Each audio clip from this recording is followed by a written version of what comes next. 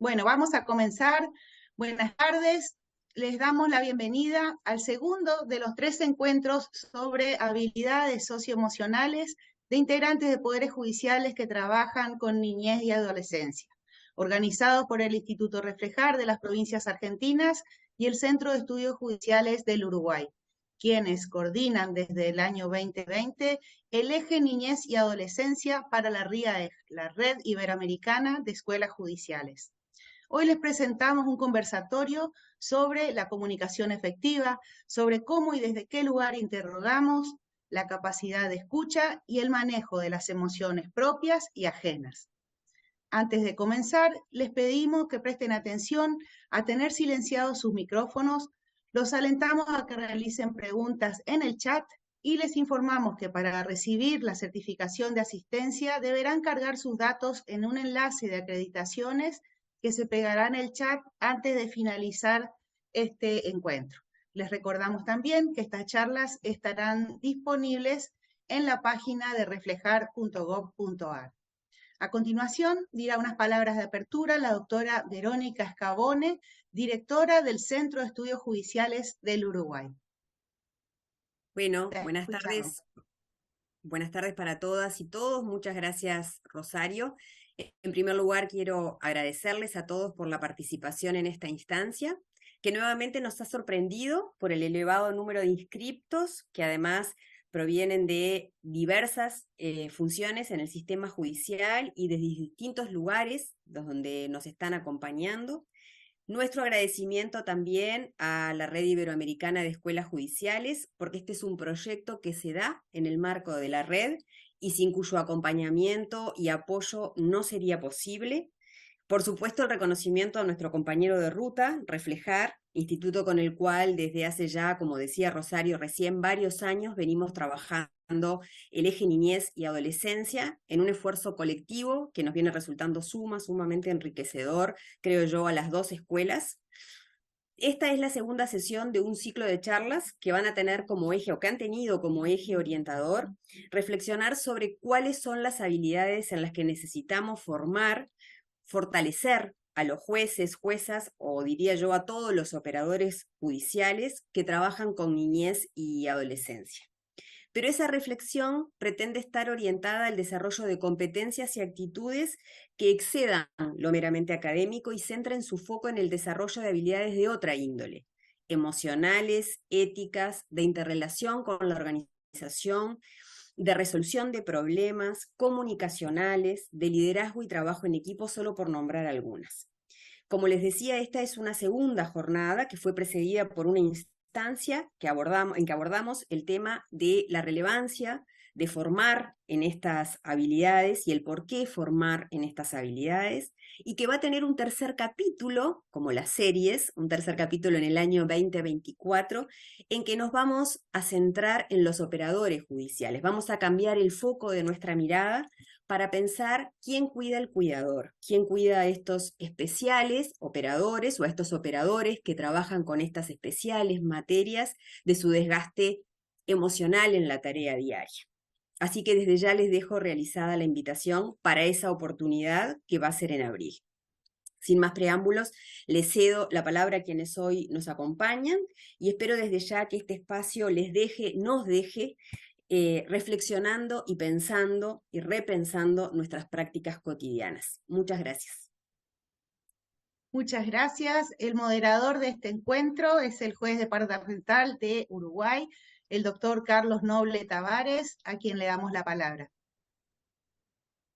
Bueno, muchas gracias, Rosario. Buenas tardes a todos y todas los que están conectados ahora. En los próximos minutos los quiero invitar a repensar nuestras prácticas diarias y a posicionarnos frente a los niños, niñas y adolescentes con una mirada más amplia, a recibir los aportes que escucharemos desde la experiencia de los expositores desde distintas áreas, desde lo jurídico, la psiquiatría, la psicología, las ciencias sociales. Este auditorio además está compuesto por operadores jurídicos que cumplimos distintos roles: defensores, jueces, fiscales, algunos en el área penal, criminal juvenil, o procesos de familia y de protección en situaciones de violencia doméstica y violencia basada en género. A su vez, cumplimos nuestras tareas en distintos países y con diferentes normativas, tanto procesales como sustanciales.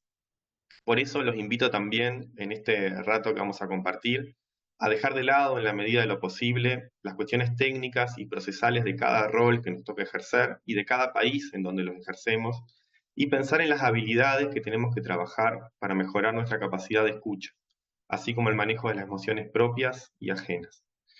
Así que, en primer lugar, le doy la palabra a Pablo Barbiroto. Pablo es juez penal de niños y adolescentes y ex defensor de pobres y menores de Paraná, abogado, escribano, especialista en Derecho Penal, especialista en Derecho Procesal Penal, diplomado universitario superior en estudios avanzados en justicia juvenil de la Universidad de Ginebra, en Suiza, diplomado en formación de género desde la perspectiva de los derechos humanos, doctorando en ciencias jurídicas y sociales, entre otras unas cuantas cosas más que tiene su extenso currículum. Así que, para no seguir gastando los ricos minutos, le cedo la palabra a Pablo.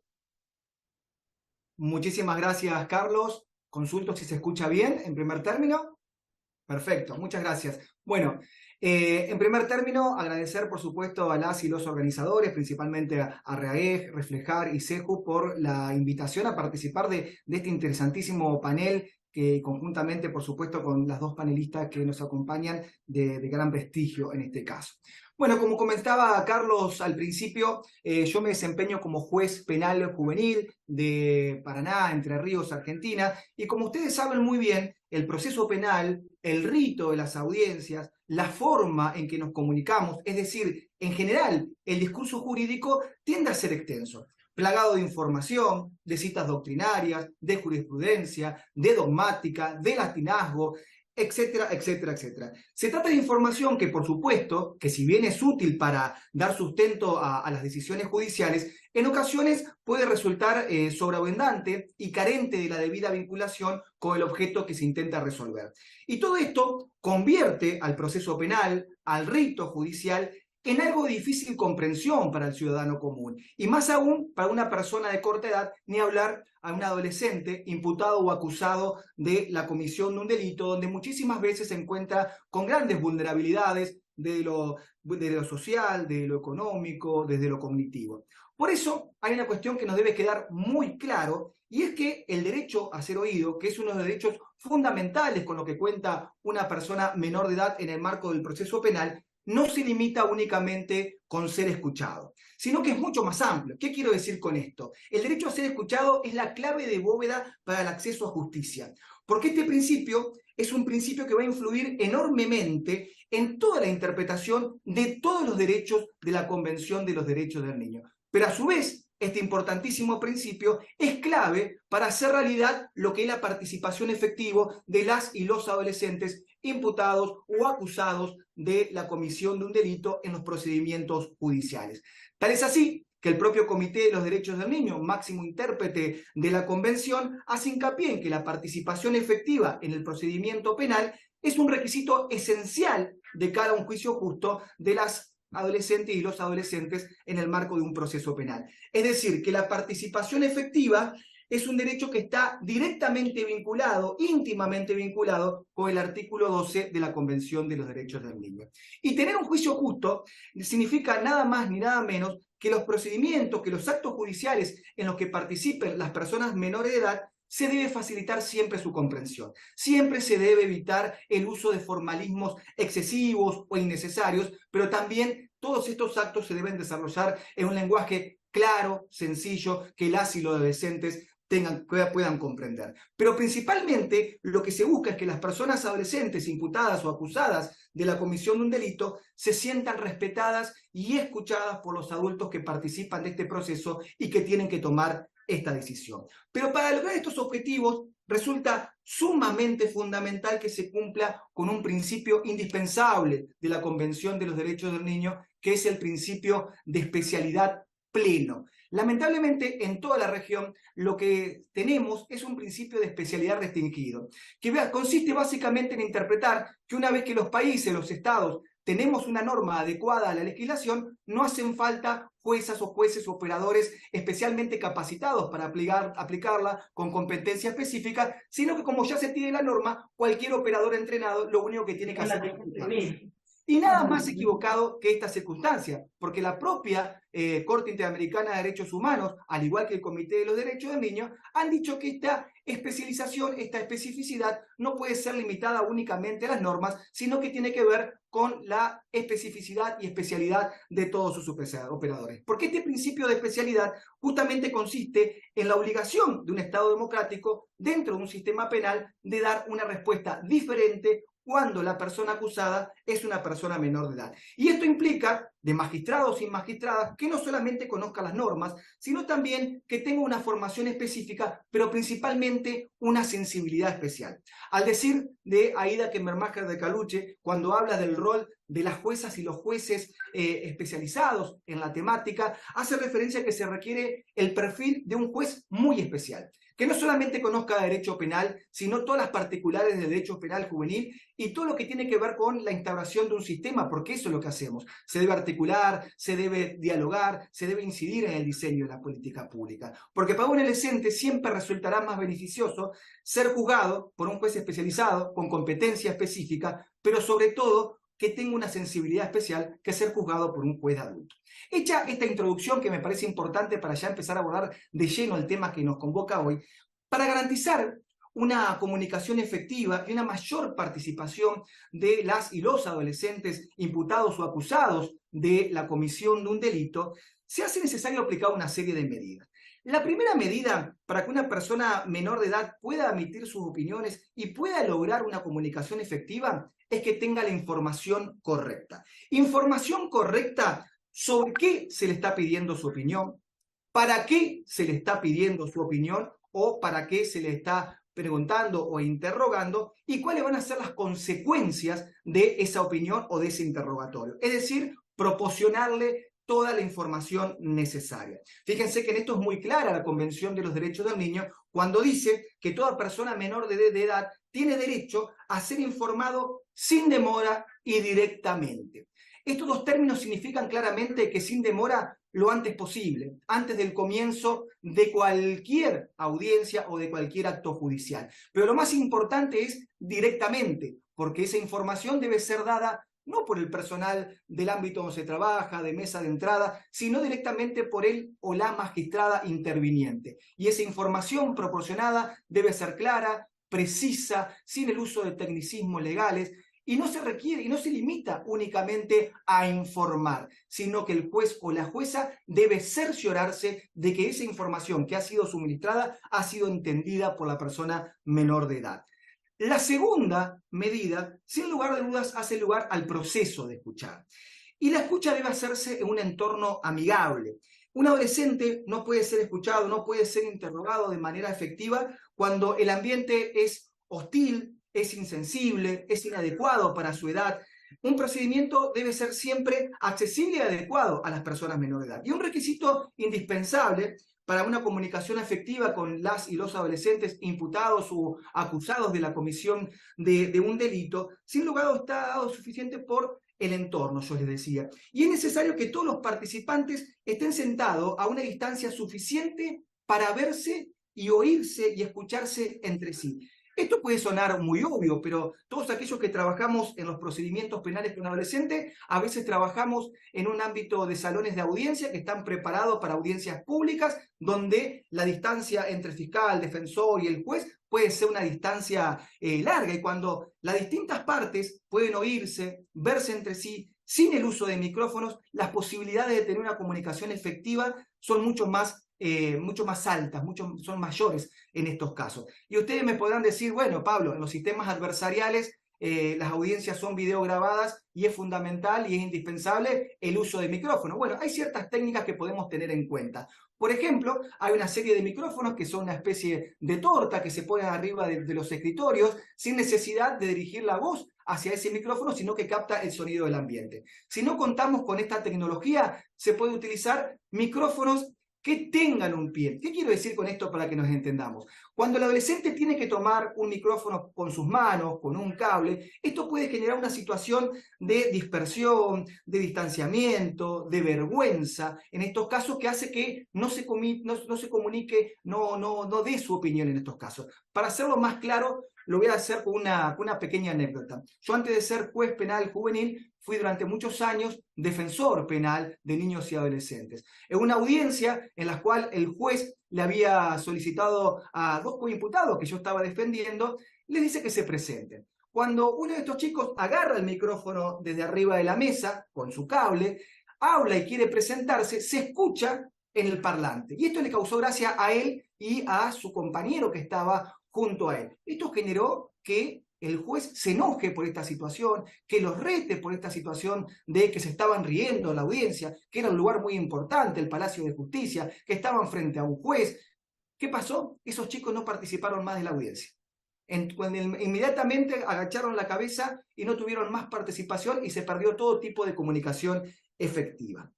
Otro requisito u otra medida que es importante para lograr una comunicación efectiva tiene que ver con lograr un ambiente positivo. ¿Qué quiero decir con esto? Cuando las audiencias judiciales se celebran de forma organizada, fiscales o defensores levantan la voz para decir su posición, o entra y sale gente constantemente de la sala de audiencia para traer o llevar expedientes, todo esto va a generar un ambiente que va a crear una atmósfera negativa en los tribunales. Y un ambiente negativo puede hacer que un adolescente se sienta intimidado por las circunstancias, no brinde sus opiniones y por lo tanto tampoco participe. Otra cuestión de un ambiente negativo es el ejemplo que yo le daba recién: posicionarse en un lugar de superioridad, ¿no? O de estar un poco más arriba que la situación del adolescente, demostrar esa autoridad que se tiene, en lugar de usar una forma más neutral, más comprensiva, porque esto va a dificultar la comunicación y la participación, pero principalmente esta situación de superioridad, de ponerse frente a los adolescentes, va a generar una percepción, o va a poner en duda la percepción de imparcialidad en ese juicio, diciendo: si me trata de esta forma o de esas cuestiones, no tengo muchas probabilidades de que el juicio se resuelva a mi favor. Otro elemento importante es generar o fomentar la confianza. Para comunicarse con eficacia con adolescentes es importante establecer un pequeño vínculo emocional. Por supuesto que esto requiere, ¿no?, por parte de los operadores un esfuerzo, pues los adolescentes no tienden generalmente a abrirse hacia las personas adultos con facilidad. Generalmente generar confianza lleva su tiempo, esto ya lo sabemos, y en estos procesos penales, donde deben ser o durar el menor tiempo posible, puede llegar a dificultarse aún más. Por lo tanto, lo que se recomienda a los operadores es que escuchen sin juzgar, ¿no?, al fin de establecer un vínculo de confianza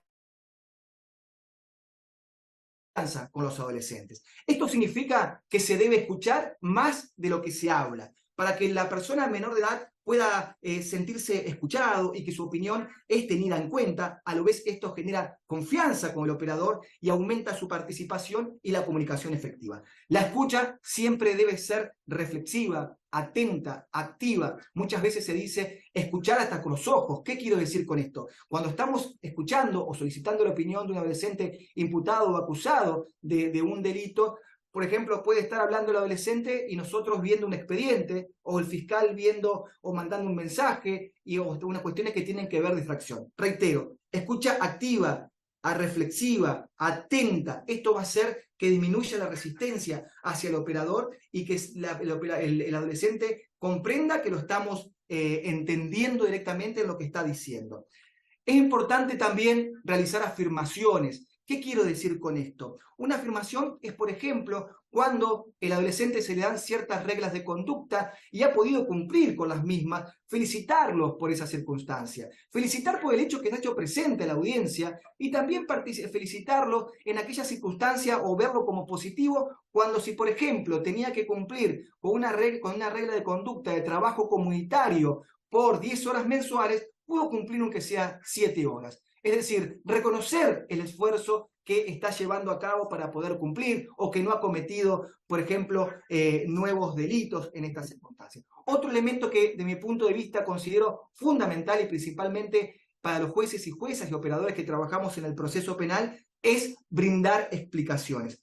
Los y las adolescentes no conocen ni comprenden el sistema penal, ni el juvenil, ni los procedimientos, ni nada que tenga que ver con este rito, ¿no? Y muchas investigaciones demuestran que los adolescentes experimentan menos sentimientos negativos, experimentan menos estrés cuando asisten a una audiencia judicial y tienen conocimiento de lo que va a suceder en ella. Por eso es de muy buena práctica, y esto lo hemos llevado a cabo, y lo estamos llevando a cabo, que algún profesional, por ejemplo el equipo técnico, inclusive el propio defensor o defensora de esa persona imputada, lo lleve previamente a la sala de audiencias para que el adolescente o la adolescente pueda familiarizarse con esa sala. Decirle, vos vas a estar sentado acá junto conmigo, enfrente va a estar el fiscal, ahí va a estar el juez, acá van a estar las personas del equipo técnico, mínimamente que se familiarice con ese ambiente, con ese entorno, y también le explique para qué va a ser la audiencia. Desde ya que los jueces y las juezas debemos manifestarlo una vez que se inicia este acto, que preste muchísima atención a todo lo que va a suceder porque es de mucha importancia para él, y explicarle también cuál es el objetivo de toda esa audiencia. Explicarle claramente cuando se abre la audiencia que cualquier duda, cualquier inquietud que no tenga vergüenza, que no tenga miedo, que puede preguntarlo, que quizás todas las partes que estamos reunidas acá podemos hablar un lenguaje técnico que él o ella no tienen por qué entender. Por lo tanto, ante cualquier duda que no entienda y dando la importancia que tiene esa audiencia, de hacerle esta aclaración, en este tipo de lenguaje, así como se lo estoy diciendo yo, para generar esta comunicación efectiva y este vínculo de confianza con el adolescente. Posteriormente, el juez o la jueza va a presentar a las partes, pero no la va a presentar como la doctora tanto la fiscal, el doctor tanto el fiscal, sino que va a decir, cuando lo va a presentar, es el fiscal. Esta persona es la parte acusadora, quien representa los intereses de la sociedad, es decir, explicarle cuál es la función en el proceso, lo mismo con el defensor, con el querellante, con el asesor de menores y las partes que van a participar en ese proceso. Por supuesto que el juez también va a tener que informarle sobre todos los derechos que le corresponden en esa audiencia y aclararle también que él es parte en ese proceso, parte activa, que puede preguntar o repreguntar, siempre por supuesto haciéndole saber a su defensor. Y como dije anteriormente cuando hablaba del derecho a la información, esta información cuando el juez o la jueza la da, no solamente dársela, sino cerciorarse cabalmente que el adolescente o la adolescente ha comprendido cabalmente lo explicitado. Otra cuestión que me parece interesante, y esto en la práctica lo vamos dando cuenta a medida que vamos avanzando en la experiencia del cargo, es el tiempo de las audiencias. ¿Qué quiero decir con esto? Las audiencias que involucran a adolescentes imputados o acusados de la comisión de un delito se deben adaptar al ritmo y a la capacidad de la persona. Se deben planificar pausas regulares en las audiencias que no deben durar demasiado tiempo. A modo de ejemplo, a veces tenemos audiencias donde tenemos en esa jornada 5 o 6 testigos y nuestra impronta quizá de los operadores es intentar hacer todos esos testigos de un tirón o con un pequeño cuarto intermedio en el medio. Pero estamos hablando de personas adolescentes donde hay que captar su atención y estos plazos prolongados de tiempo pueden ir en contra de una efectiva defensa que pueda tener de preguntar o repreguntar a esos testigos. Por lo tanto, lo que se recomienda es hacer pausas programadas a la hora o hora y media de comenzar cada una de estas audiencias, pero no preguntándole al adolescente o la adolescente si está cansado, si puede seguir o quiere que tomemos un tiempo para descansar. Porque el adolescente se va a ver en la obligación de decir, no, sigamos adelante, porque puede pensar que si pide una pausa puede ser contrario a sus intereses o alguien puede molestarse por esas circunstancias. Sino, de antemano, ya fijar cada hora, hora y media, una pausa para después continuar con estos actos. Y ni siquiera hay que programarlo en estos horarios. El lenguaje corporal del adolescente nos puede decir que es un momento necesario para poder hacer este tipo de pausa. Otra cuestión que es fundamental es el de resumir todo lo que sucede en esa audiencia cuando ese acto ha terminado. Al finalizar la audiencia, lo que debe hacer el juez o la jueza es resumir la posición de cada una de las partes y explicar las distintas posibilidades de resolución. Por ejemplo, decirle, bueno, se terminó esta audiencia, el fiscal ha pedido esto por esto y por esto, tu defensor ha pedido esto por esto, y yo como juez o como jueza tengo estas distintas alternativas que debo tomar una decisión en esa situación de lo que me han solicitado las partes. Porque proporcionarle explicaciones a las y los adolescentes reduce su estrés y por supuesto va a permitir que aumente su participación en el proceso. Por último, me parece sumamente importante hacer referencia a otra medida para lograr una comunicación efectiva y mayor participación, que es clarificar las decisiones que vamos tomando. El grado de aceptación de una decisión es más alto cuando el adolescente o la adolescente entiende las razones que hay detrás de esa decisión. Las explicaciones que nosotros vamos dando como operadores seguramente van a ayudar a comprender y aceptar esa decisión final. Y esto tiene que ver con la comunicación, por ejemplo, de la sentencia. En los modernos códigos procesales se hace referencia a la audiencia de lectura de sentencia. Cuando hablamos de personas adolescentes imputadas o acusadas de la comisión de un delito, lo que menos debe ser es un acto de lectura de sentencia, sino al momento de comunicar esa decisión, el juez lo debe hacer en un acto de lenguaje claro, sencillo, evitando el uso de tecnicismos legales, de jurisprudencia, de artículo. Y cuando hablamos de lenguaje sencillo, me refiero a hablarlo acorde a su edad. ¿Qué quiero decir con esto? Concretamente, las pruebas por las cuales hace que esa persona pueda ser considerado autor penalmente responsable o acreditarse su autoridad. No hace falta enumerar innumerables pruebas, ¿no?, que tienen que ver con todas las actuaciones judiciales o testimonios que nada llevan a esa resolución, sino en forma breve, clara, sencilla, en un lenguaje que el adolescente pueda comprender, hacerle conocer esa decisión. De más está decir que en la sentencia escrita, la cual va a realizar el juez, van a estar todas las fundamentaciones debidas para que esa sentencia tenga la correcta fundamentación con jurisprudencia, doctrina y todas las medidas que debemos tomar para esa fundamentación y que esa sentencia se baste a sí mismo, pero no en el acto de lectura. Y otra cuestión que me parece sumamente interesante a la hora de comunicar la decisión y que lo llevamos a la práctica y nos ha dado muy buen resultado, es conjuntamente, luego de terminado este acto de comunicación en forma clara y sencilla, en ese lenguaje que dirigida directamente para el adolescente, no para las partes, ni para el fiscal, ni para el defensor, sino para el adolescente y su familia, es hacer un extracto por escrito, una pequeña minuta de la resolución. Es decir, lo mismo que explicamos en forma oral, abrochárselo a la sentencia con los elementos fundamentales de por qué, como juez o como jueza, llego a esa resolución. Que no lleve más de 4 o 5 carillas, ¿no?, y la parte resolutiva de la misma, pero que pueda tener ese documento, pueda entenderlo él y su familia, vuelvo a repetir, abrochado la sentencia que tiene toda la fundamentación que debe tener una sentencia para bastarse a sí misma.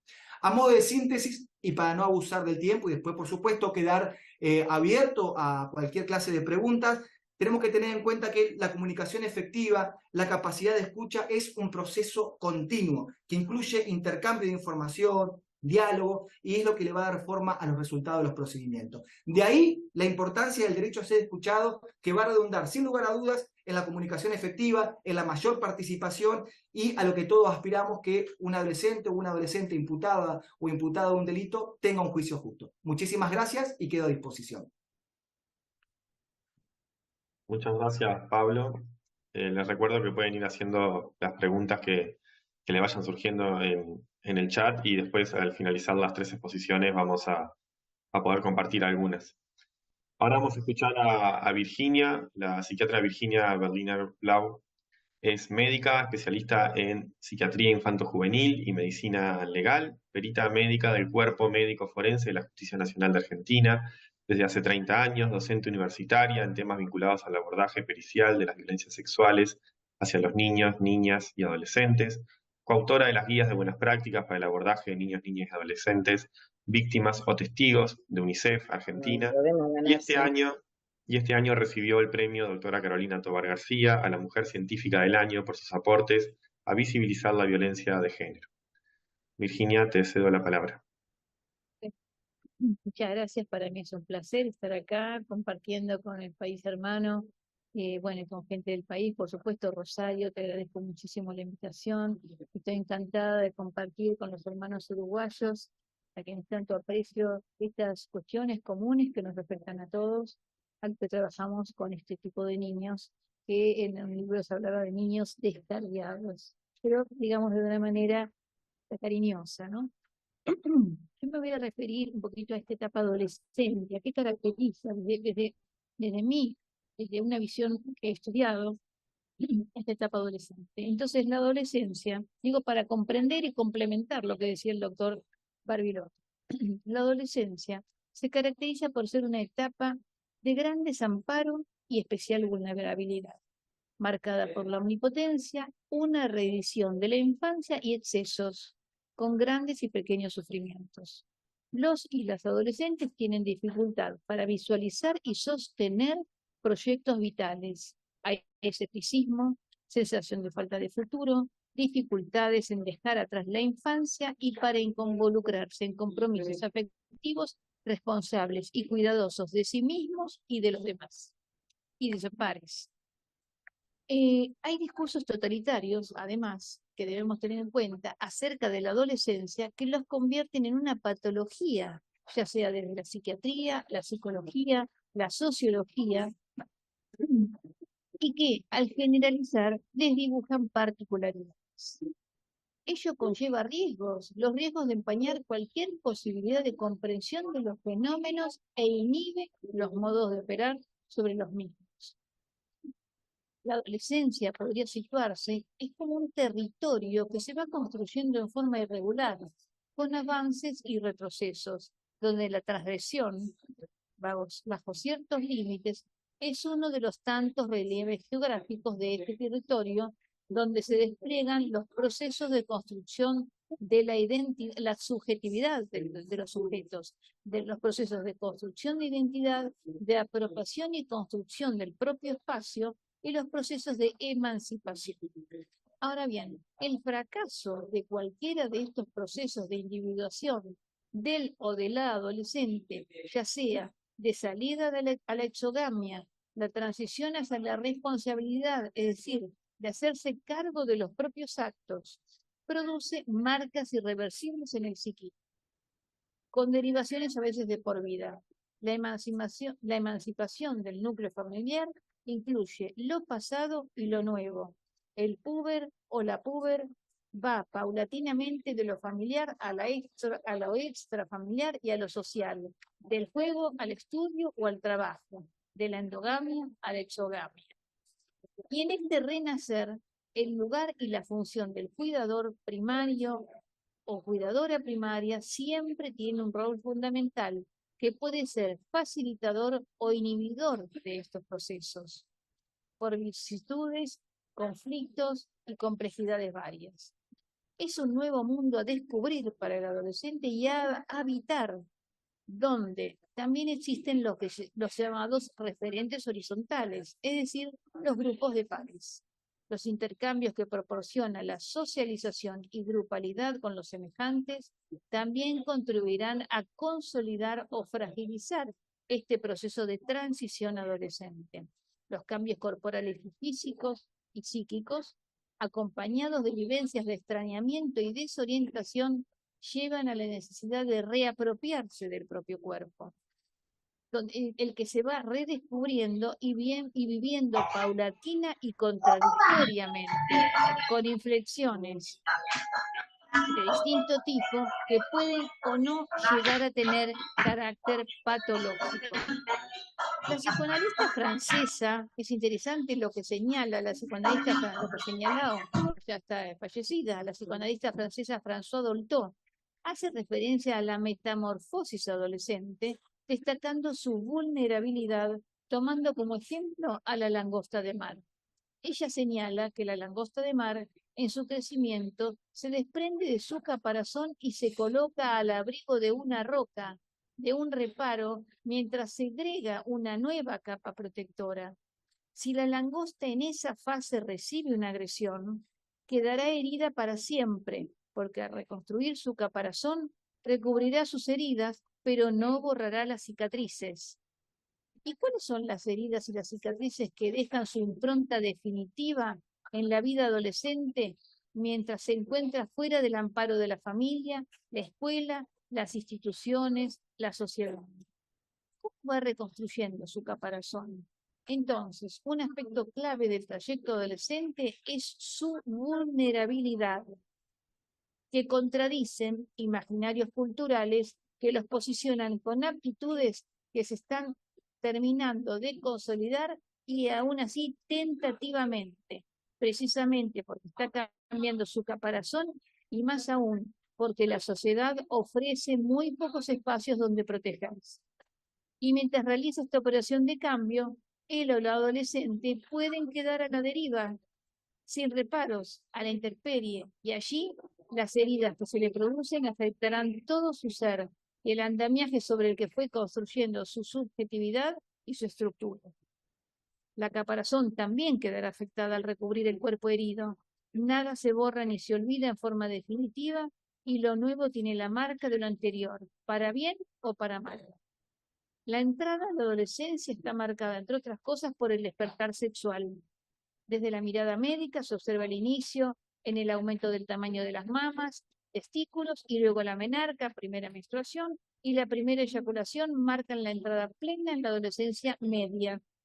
Esto hace al adolescente un individuo y al adolescente con potenciales conductas de riesgo. El descenso que se observa en la edad biológica de entrar a la adolescencia y la posibilidad de acceder a la sexualidad en el contexto de la falta de información y una educación sexual deficiente hace a las y los adolescentes de nuestros días altamente vulnerables al abuso sexual, obviamente más a las adolescentes, a presentar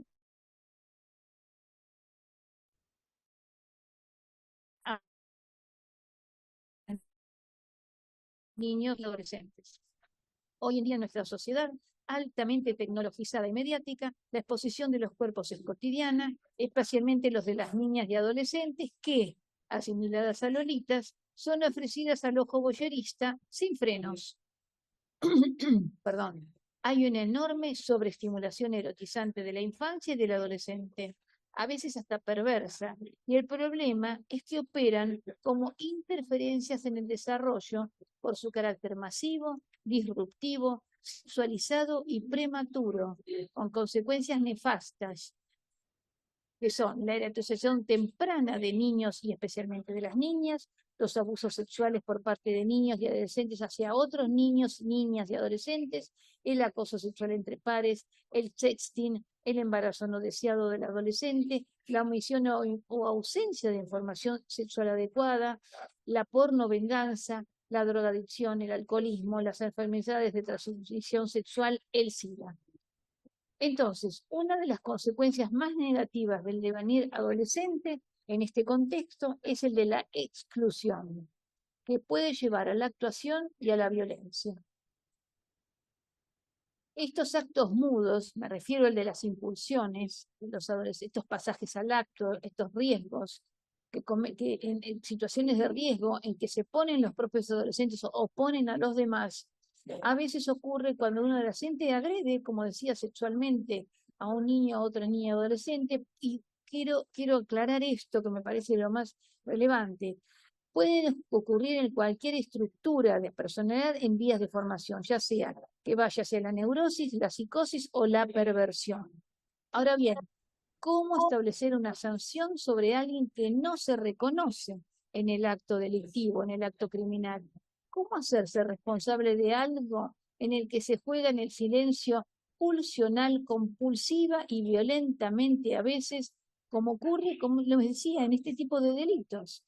Desde psicoanálisis y otras psicoterapias se responde intentando un efecto de subjetivación de la falta, es decir, poniendo en palabras el acto de esa subjetividad obnubilada en su caída del lenguaje de la ley para volver a sujetar. Hablando de esto, ¿qué quiere decir? Hablando de lo que pasó, de lo que ocurrió, de qué le hizo a otro niño o a otra niña, o a un par.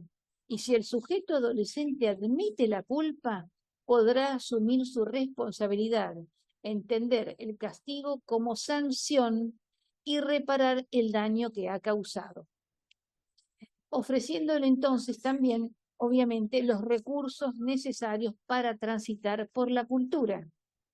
Entonces, siguiendo a la doctora Marta Jerez de Ambertín, que es una psicóloga del norte argentino, y sus colaboradores, en su serie de libros, Culpa, Responsabilidad y Castigo, ella dice, no solo esta sanción es importante porque lo exige el sistema jurídico, sino porque la estructuración subjetiva es resultado de la interiorización utilización de la ley y hace al lazo social.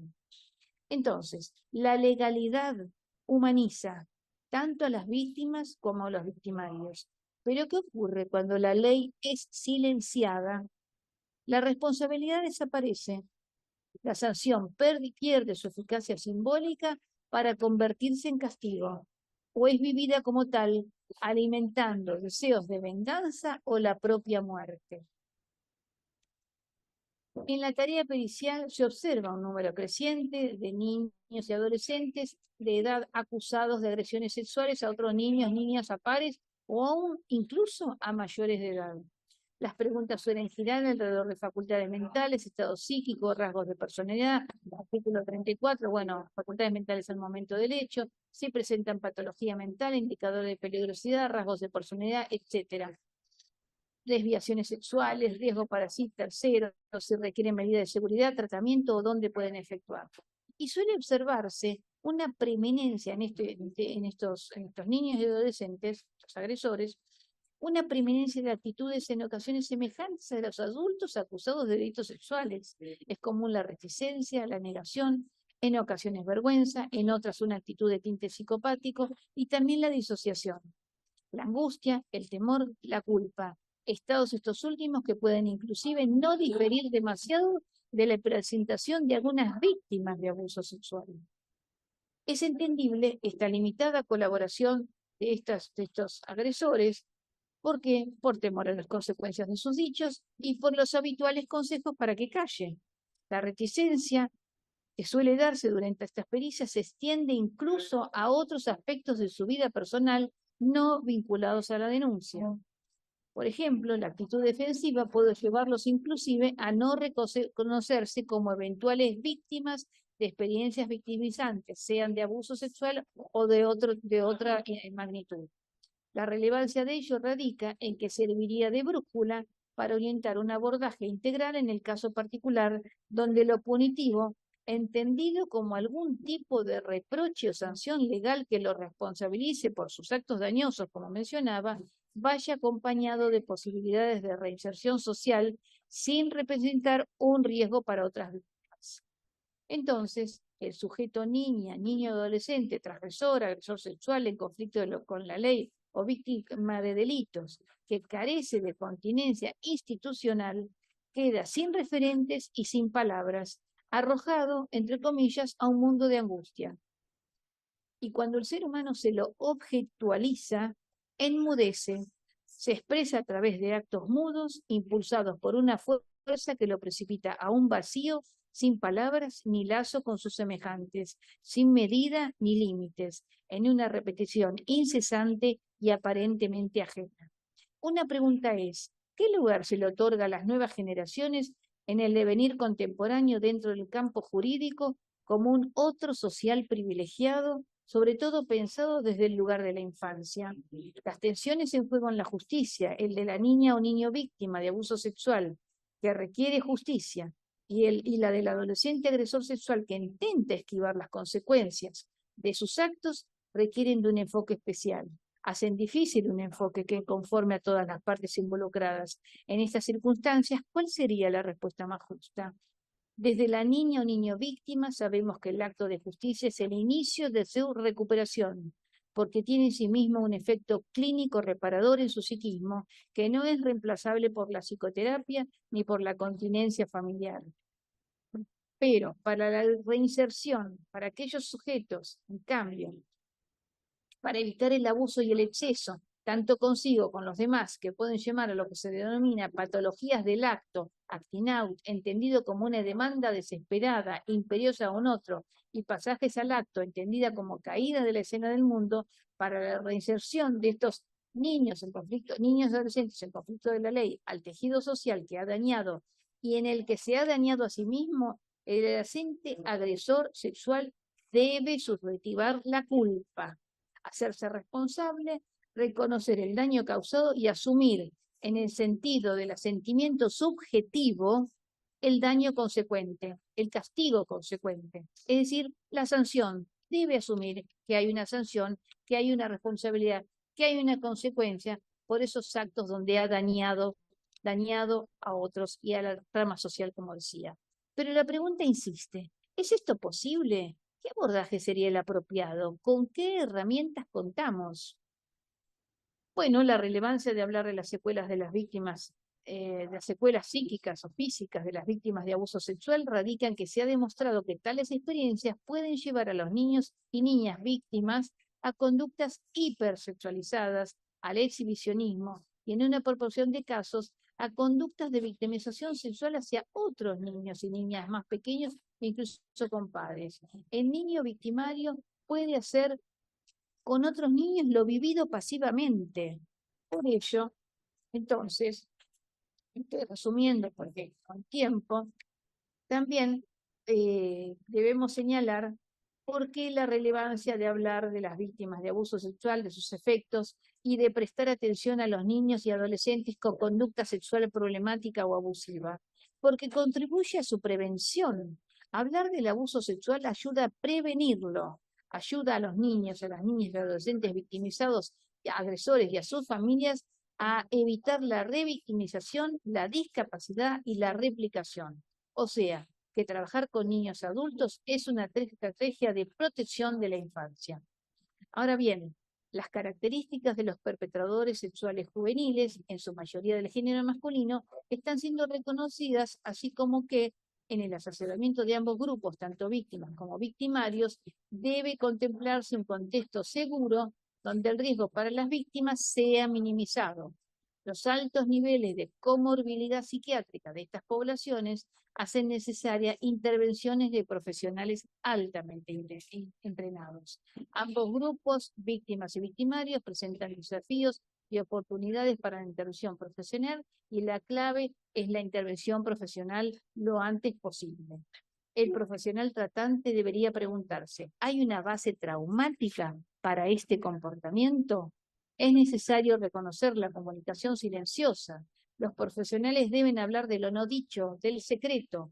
Todos los niños, niñas, adolescentes, tanto víctimas como victimarios, deberían contar con ayuda básica para su bienestar, lo que implica ayudarlos a tener una clara comprensión acerca de lo ocurrido. Debería enseñárseles a protegérseles ellos mismos, decirles qué es y qué no lo es. Brindárseles estrategias de afrontamiento frente a la ira, la ansiedad, la angustia, son factores de resiliencia. Aquellos niños y niñas que muestran muchos de estos síntomas deben recibir ayuda para que se sientan seguros en el futuro. Entonces, para concluir, estos niños necesitan apoyo y necesitan ayuda entrenada, especializada, y necesitan subjetivizar esa falta.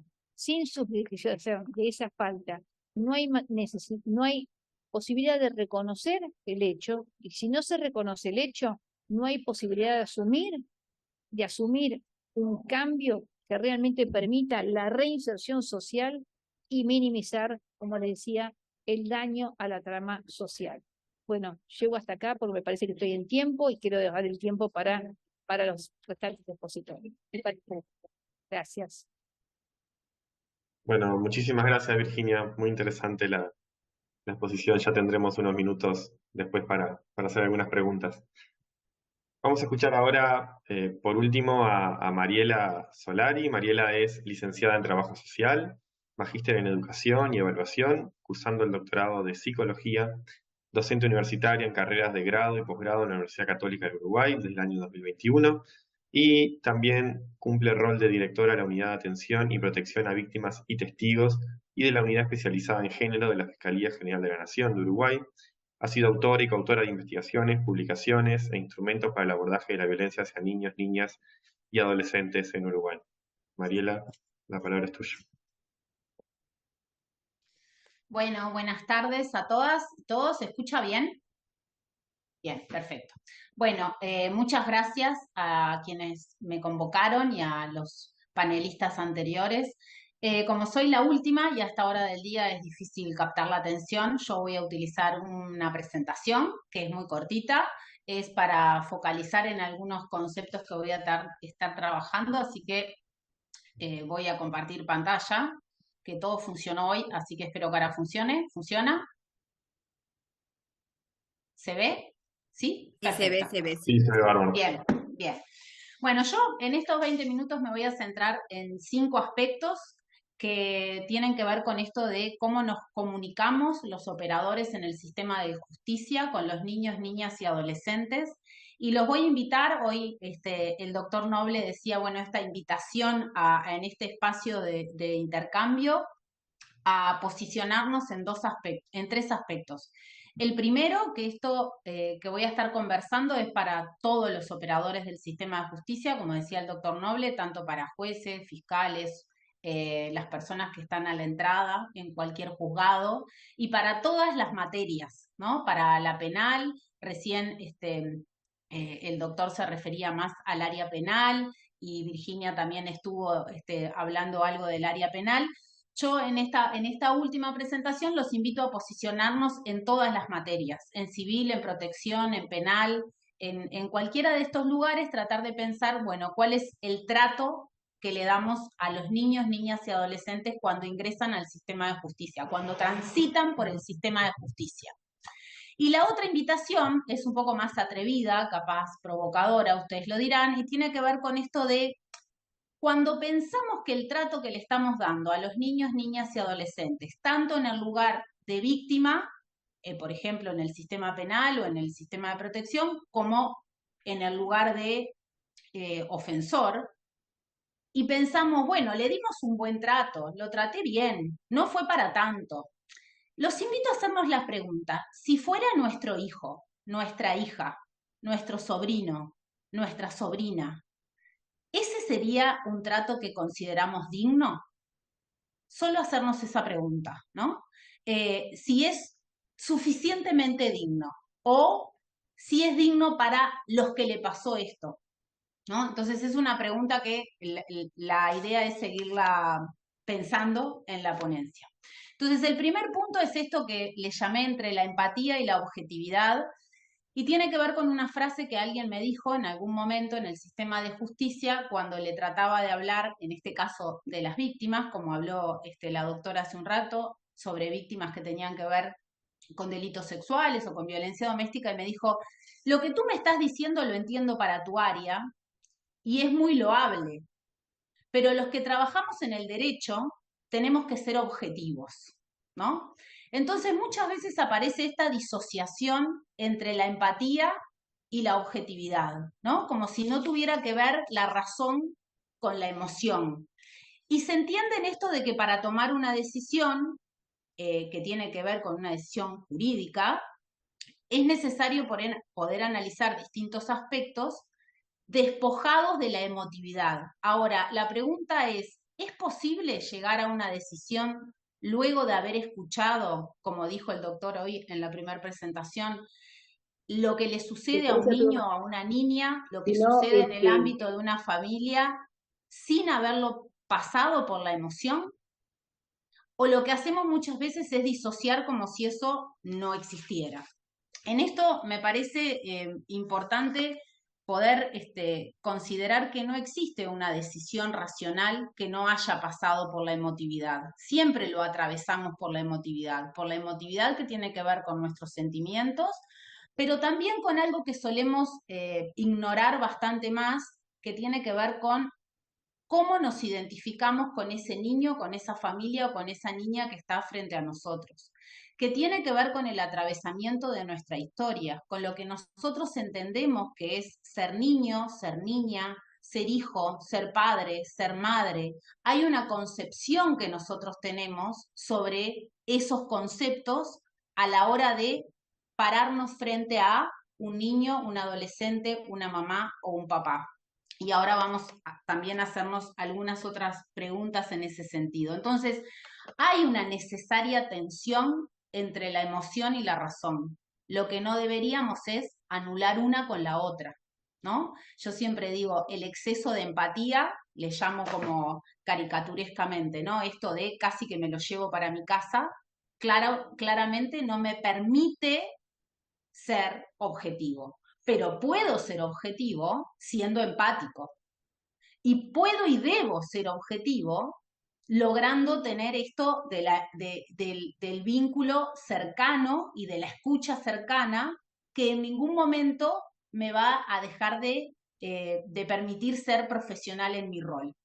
Esto no lo dije al principio, pero varias de las cosas que voy a plantear en estos 5 puntos, además de la experiencia que uno pudo haber transitado en estos años y con la elaboración en el acierto, en el error, también está basado en mucha bibliografía y evidencia que hay al respecto de estos temas, ¿no? Que al final, si quieren, también podemos compartir al respecto.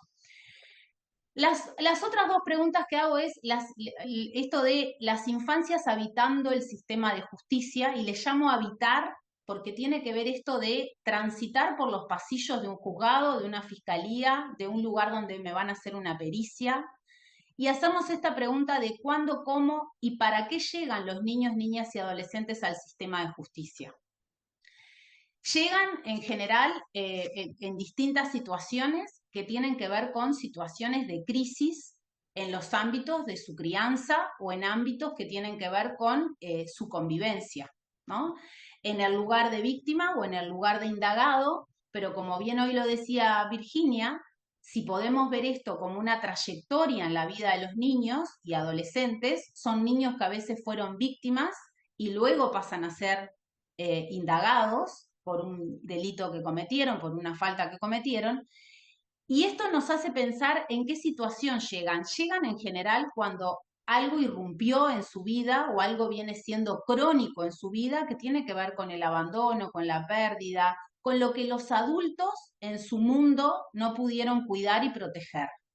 Y esto llega al sistema de justicia, esperando del sistema de justicia una respuesta que ponga como cierto orden y determine aquellos espacios que tienen que ver, en la mayoría de los casos, con el cuidado y la protección de estos niños y adolescentes. Entonces, uno podría decir que no es el lugar natural que se espera que habiten los niños, niñas y adolescentes. Y que eso también nos ayuda a comprender, pero no nos alivia ni nos justifica, a que en general no son espacios que estén preparados, ni profesionales que estemos preparados, en su mayoría, algunos otros sí, para trabajar con niños, niñas y adolescentes. Cuando alguien decide estudiar derecho, por ejemplo, no necesariamente estudia sobre desarrollo infantil o cómo comunicarse con un niño. Los edificios, no digo con esto que haya que pintar a Mickey Mouse, pero no están preparados para los niños, están preparados para los adultos, ¿no? Entonces, cuando hablamos de esto es, bueno, no son espacios que estén pensados. Entonces esto, y acá ya hago un primer apunte que me adelanto al final, esto ya nos exige que si queremos desarrollar habilidades que nos permitan ver a los niños en esos espacios, tenemos que empezar a ser conscientes de que están habitando un lugar que no está siendo preparado para ellos. Y que por lo tanto para nosotros también hace que la rutina cotidiana al transitar en esos espacios es como que no está preparado para recibir a los niños y adolescentes, ¿no? Entonces, en esto de la empatía y la objetividad, el tercer punto que quería traer es que muchas veces en esto de la empatía lo confundimos con otros sentimientos que nos aparecen frente a algunas situaciones. La lástima, la compasión, la simpatía, el enojo que nos puede generar la familia, los padres, por qué no lo cuidaron, cómo se llegó a este momento, o con un adolescente que nos genere enojo, ¿no? Entonces esto que hablábamos al principio de siempre la emotividad va a transcurrir en el trato con niños, niñas y adolescentes. El punto es cómo registro emocionalmente lo que me hace sentir, por qué siento eso, qué tiene que ver eso conmigo, con mi trayectoria, y cómo esto de entrar y salir. La empatía exige una habilidad emocional de ponerse en los zapatos del otro, pero salir de los zapatos del otro. Pero no solo del otro que me cae bien. Yo siempre digo, los derechos humanos son para todos los humanos, los que me caen bien y los que me caen mal. También me exige, y a ustedes les pasa todo el tiempo, de ponerme en los zapatos de ese papá que no cumple con la pensión alimenticia, ¿no? Ponerme en los zapatos de esa mamá que en el último tiempo no puede cumplir con las tareas básicas de cuidado de ese niño. ponerme ¿Y cómo hago para ponerme en esos zapatos sin enojarme? Me enojo y está bien que me enoje. Con esto quiero decir esto de que la emotividad sí pasa. Lo que tengo es que registrar qué es lo que me genera y salirme de ese lugar del enojo porque tengo que tomar una decisión que no es con una amiga con la que me puedo enojar y tramitarlo de otra manera. Pero lo que no podemos desconocer, y ahí es donde muchas veces se toman decisiones con lenguaje técnico, escrito, oral, basadas en la emoción. Entonces, el ejercicio de la empatía tiene que ver con ponerme en ese lugar para comprender, no para justificar, y lograr salir de ese lugar para poder tomar una decisión. Y ese es un ejercicio que tenemos que entrenar todos los días, porque hay días que tenemos más habilidad para hacerlo y hay días que tenemos menos, ¿no? Y lo otro tiene que ver, hoy los dos compañeros que me precedieron hablaron del concepto de vulnerabilidad.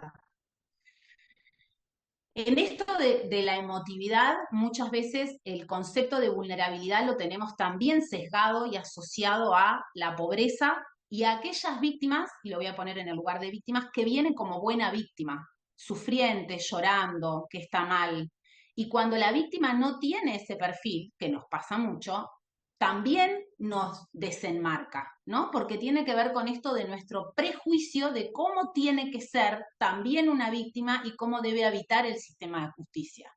Entonces, las vulnerabilidades tienen que ver con muchos factores y por eso también es tan importante desmarcar nuestro cuadradito de la vulnerabilidad, en este lugar nuestro circulito, para poder pensar que las vulnerabilidades tienen que ver con el trayecto de vida y con el contexto de cada persona.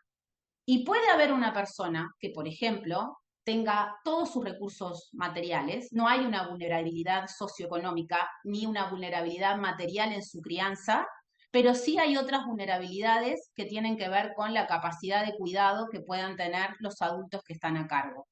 Y a veces nos cuesta mucho poder entenderlo porque decimos, ¿cómo si tienen todo? Y ahí, que creo que es parte de a donde quiero llegar, que es entre la empatía y la objetividad se nos cuelan nuestros sesgos y nuestros prejuicios. Cuando nosotros no podemos registrar el enojo, la rabia, la lástima, la compasión, que no es la empatía, sino que son otros sentimientos que nos genera la situación, es cuando lo que no podemos explicar de alguna manera lo llevamos, lo completamos con nuestros sesgos y nuestros prejuicios que nos permiten ordenar alguna explicación y nos dan tranquilidad. Es decir, no, esto pasa porque la mamá tiene un problema X, o esto pasa porque el padre tuvo una historia de violencia, ¿no? Y a veces damos explicaciones que están basadas en nuestra emotividad, en nuestra historia, en nuestra trayectoria, en nuestra forma de haber entendido esos problemas. Y acá es donde me parece que entre la empatía y la objetividad, para evitar estos sesgos y prejuicios, además de registrar nuestras emociones y cómo lo estamos pensando, tiene que ver con esto de la formación en algunas áreas que nos exige hoy las realidades que abordamos, que ahora lo voy a tratar, que sin duda en algunas situaciones que viven niños, niñas y adolescentes trasciende la materia del derecho y que exige la mirada interdisciplinaria, ¿no?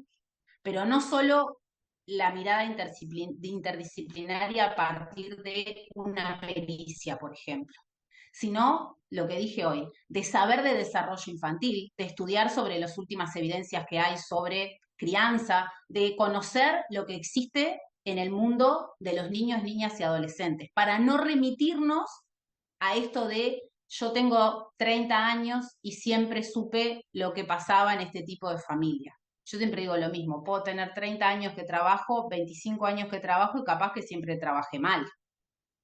O capaz que tengo que poder entender que lo que pasaba incluso hace 5 años ya no es lo que pasa hoy en las dinámicas familiares. Pero para eso tengo que poder acercarme al conocimiento que se genera sobre eso.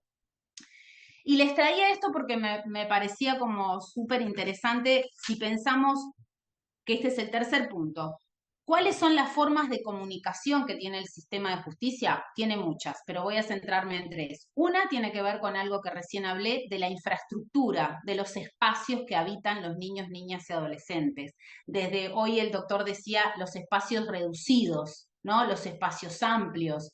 La arquitectura sí está pensada para niños, niñas y adolescentes. Y vuelvo a decir, no estoy hablando ni de poner sillitas chicas solamente, ni de pintar a Mickey Mouse. Tiene que ver cuáles son, si los espacios que transitan son seguros. Seguros de que no tenga que estar en medio de la discusión de sus padres en un pasillo, por ejemplo, ¿no? Que haya un lugar donde pueda estar tranquilo. Los lugares que habite tienen que devolver la seguridad y la confianza en que en el mundo adulto puede cuidarlos.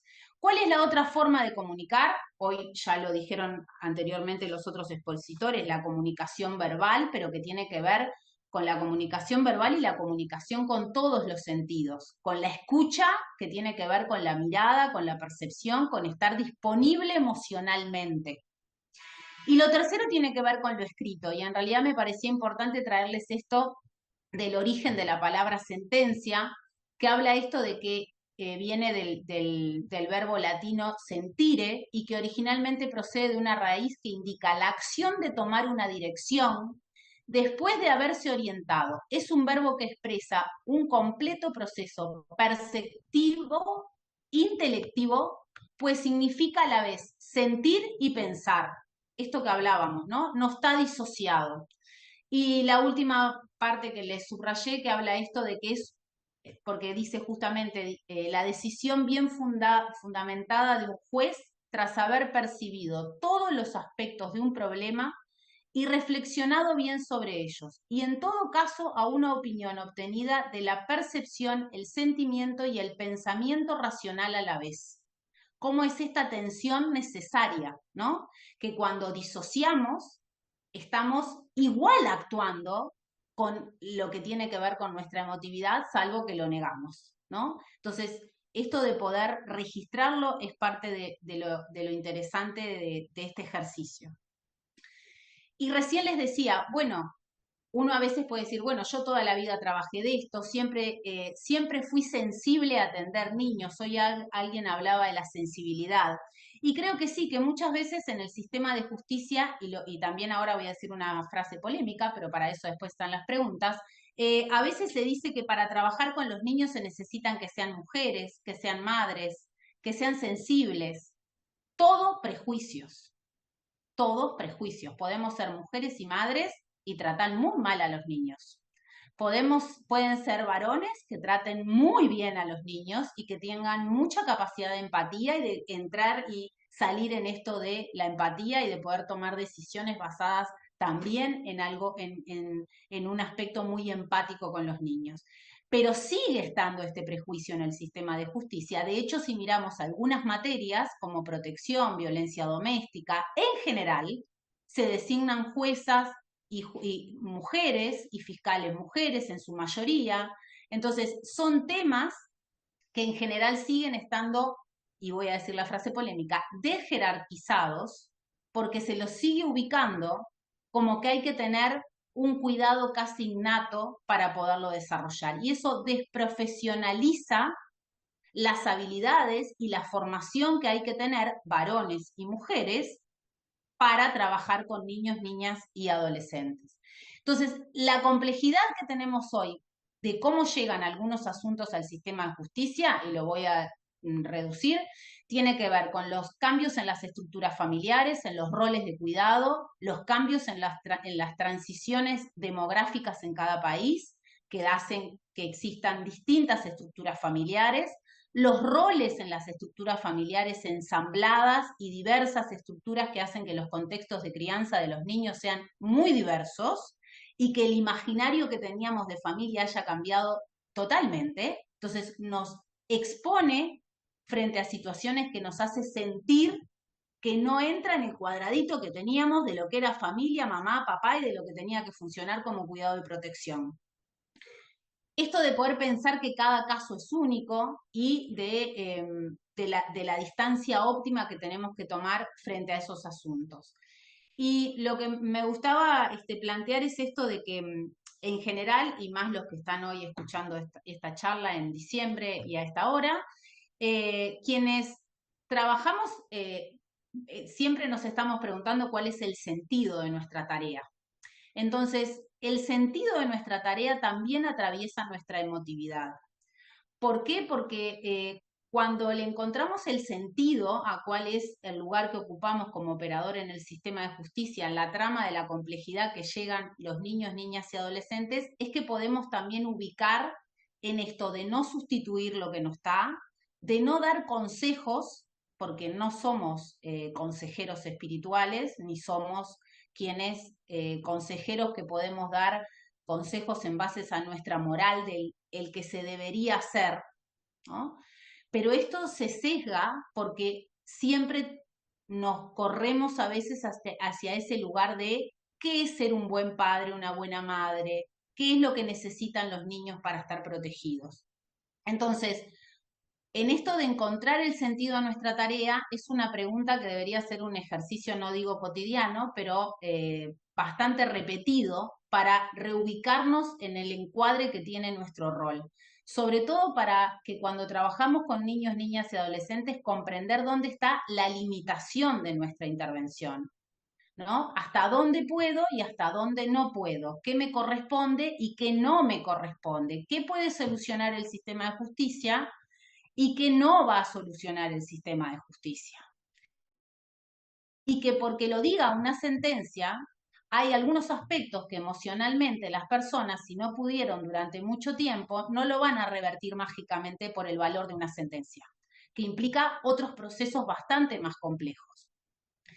Por eso esto que está al final de la humildad para reconocer lo que no sabemos y poder también, creo que en este último tiempo hay muy buenas prácticas del trabajo interdisciplinario, donde en los sistemas de justicia aparecen otras disciplinas que también pueden apoyar a las tomas de decisiones desde el derecho, que permitan contar con evidencia a jueces, a fiscales, a defensores, a la hora de analizar los hechos concretos y analizar la prueba que tienen sobre determinados hechos. El ejemplo que voy a poner tiene que ver también, como lo planteó Virginia, con delitos sexuales.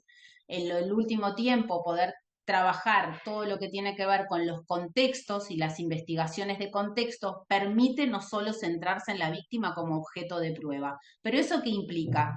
Que el derecho toma de otras disciplinas, de la psicología, de la psiquiatría, del trabajo social, de muchas otras disciplinas que han estudiado sobre esto, como hoy lo decía Virginia, aspectos que nutren su teoría del caso, ¿no? Entonces, en esto me parece que es un camino que todavía nos queda como bastante por seguir. Y el quinto y último punto que quería tratar tiene que ver esto de trabajar gestionando el conflicto, el dolor y las pérdidas, ¿no? Hay muchos autores que no voy a nombrar específicamente el burnout, sino que lo que voy a traer es esto de cómo afecta, y aparte ya doy pie para el próximo encuentro del año que viene, de cómo afecta a los operadores del sistema de justicia estar todos los días recibiendo relatos que tienen que ver con el dolor, con la pérdida, con la violencia, y que muchas veces cuando no se logra registrar las emociones y no logramos tener un proceso que nos permita seguir enamorándonos de nuestro trabajo, lleva a esto de despersonalizar, de burocratizar nuestro trabajo, y que es donde más aparecen las decisiones basadas en nuestros sesgos y nuestros prejuicios, ¿no? No nos permite poder hacer esto del traje a medida, ¿no? De poder pensar con empatía el contexto donde se da. Y lo último tiene que ver con, esto lo separé como en dos, de habilidades que tienen que ver con el cuidado personal y otras que son responsabilidades de los sistemas de administración de justicia, de que también están pensados para funcionarios racionales, que parece que no importara o no les afectara la materia con la que trabajan, ¿no? Entonces también los sistemas de justicia, y en eso celebro las iniciativas de Verónica, de apuntar esto, ¿no? De la educación emocional, porque creo que también va a permitir pensar otras cosas como la gestión humana pensada en procesos de acompañamiento a los operadores, porque que una persona se sienta muy afectada como para pedirse una licencia no hace que sea un mal profesional. Yo diría que todo lo contrario, ¿no? Que puede reconocer que hay una materia que le está afectando y que no le permite tomar determinadas decisiones. Ahora, ¿qué margen hay para hacer eso sin ser visto como un mal profesional? ¿No? Entonces, creo que esos son puntos que hay que trabajarlos. Y lo otro después tiene que ver con habilidades más del cuidado personal. De esto lo repetí muchas veces porque creo que es algo que tenemos anestesiado, que también es autodefensivo para trabajar con tanto dolor y sufrimiento. Y bueno, decimos, bueno, hago lo que puedo y no registro lo que me generan las situaciones. Pero bueno, eso es parte de una habilidad de autocuidado también. La comunicación asertiva, la distancia óptima, esto de los respiros emocionales que tiene que ver con hacer cosas que nos distraigan, distraer en el buen sentido, ¿no?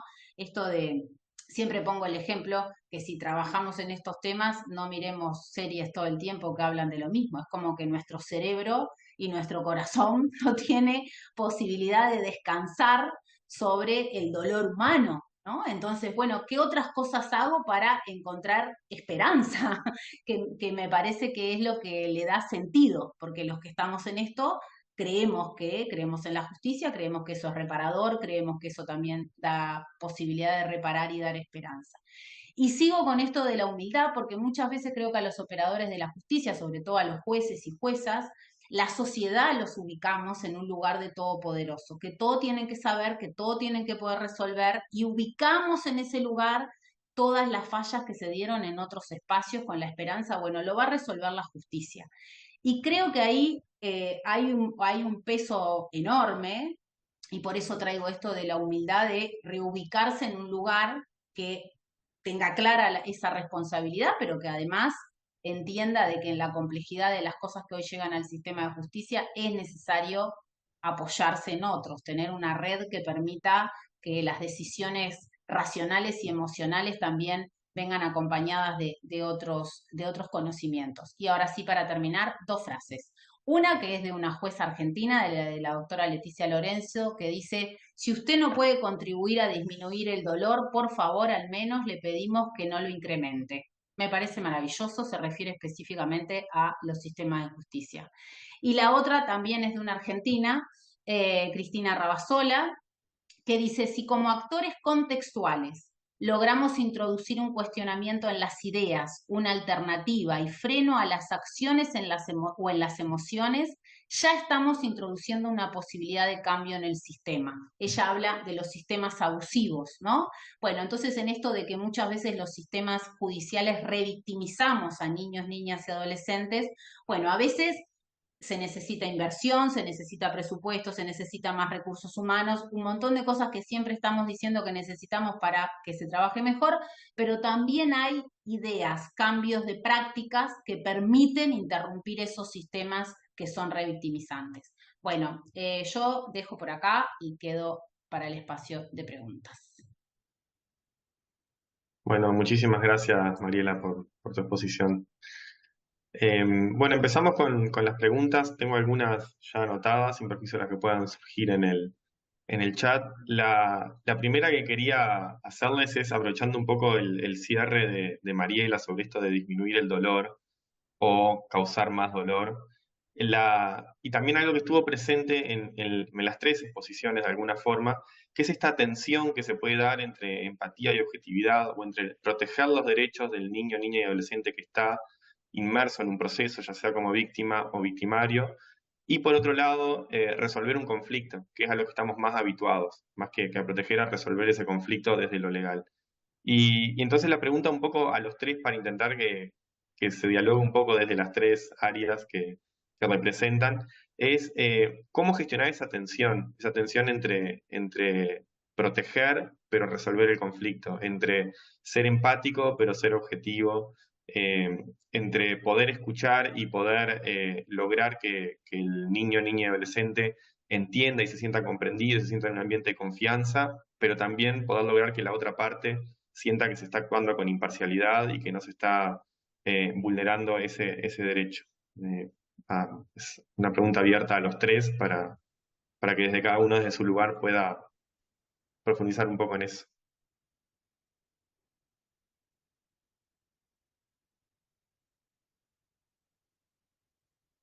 Quizás Pablo, desde lo judicial, podría comenzar. Estás silenciado, Pablo. Bueno, muchísimas gracias. Ahora sí. Es complejo, ¿no? Principalmente, bueno, en base a las buenas prácticas que veníamos haciendo referencia al principio de la exposición, ¿no? Yo lo que intenté es dar buenas prácticas para que se pueda producir esta escucha efectiva y la mayor participación. Pero esto que hacíamos referencia, ¿no? Me parece que la escucha es fundamental, que la persona en el ámbito que me toca, ¿no? De la justicia penal, ese adolescente imputado o acusado de la comisión de un delito, sienta que hay una escucha activa, reflexiva, ¿no? Que se lo está escuchando y se lo está haciendo parte de ese procedimiento. Eso me parece que es importante, y todas estas cuestiones que hablábamos en un principio del lugar donde nos ubicamos y entender que estamos trabajando, en el caso nuestro, ¿no? Con personas menores de edad, y que es necesario prestar toda esa atención. Pero bueno, se va dando en cada caso concreto, no es una pregunta muy sencilla de responder en esta situación.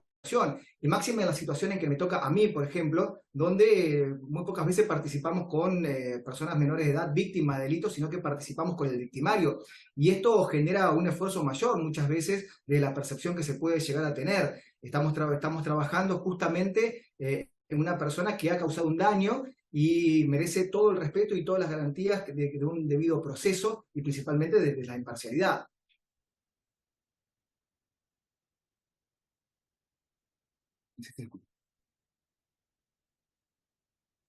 Ahora yo estaba silenciado. Gracias, Pablo. No sé si Perdón. Virginia y Mariela quieren agregar No, algo yo por sobre ahí esto. podría aportar, claro, Sí. depende mucho con quién estemos hablando, con víctimas o victimarios. En realidad, como les decía, cuando se trabaja con victimarios, ellos tienen tanto miedo de empantanar o empeorar su situación. En Argentina sabemos que los menores de 16 años son inimputables directamente, pero bueno, hay otro grupo. Y vamos, igual a veces se toman algunas medidas con ellos, dependiendo si tienen familia continente o no. Y quiero decir con esto de la familia, que ya que estamos, que no me entró en el tiempo, quería decir que muchas veces cuando los chicos presentan una conducta sexual problemática que no llega a ser denunciada, pero que ya se observa en la escuela, o con pares o con amigos, o que la familia lo observa, muchas veces la familia mira para otro lado y no toma los recaudos para ver, bueno, este es un niño con una conducta sexual problemática, que hay que hacer una consulta. Y ahí se prevendrían males mayores.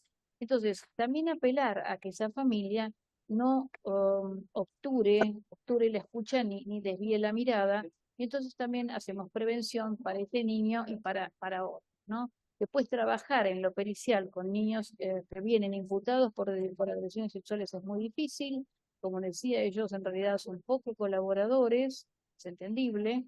Y a mí me parece que el espacio quedaría como, digamos, por más que empleemos la empatía, por más que les preguntemos si han sido víctimas ellos mismos de abuso sexual, tienen miedo de hablar, miedo de que todo los complique.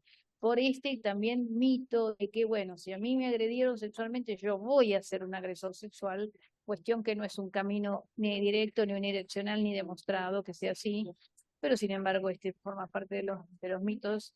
Y entonces, digo, queda el espacio de un espacio terapéutico donde el niño o adolescente ahí se abra, o el adolescente se abra para confiar y hablar de lo que hizo y lo pueda subjetivar y asumir la responsabilidad de sus actos. Algo que en la adolescencia, como hablábamos, es una característica que cuesta, pero cuando hay un daño involucrado a un tercero, justamente se trata de hablar de eso. ¿Para qué?